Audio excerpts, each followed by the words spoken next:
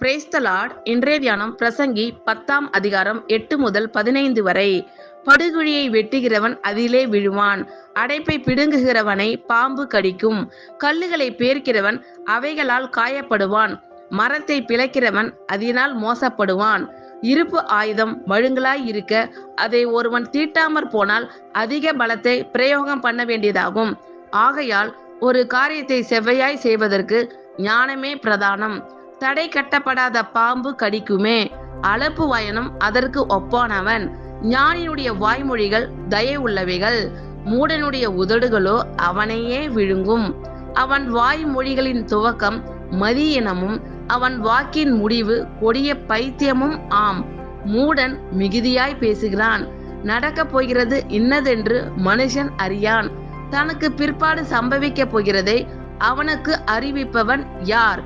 ஊருக்கு போகும் வழியை மூடன் அறியாததினால் அவன் தொல்லை ஒவ்வொருவரையும் இளைக்க பண்ணும். ஆமென். Thank you Lord. கர்த்தர் உங்கள் அனைவரையும் ஆசீர்வதிப்பாராக. God bless you all.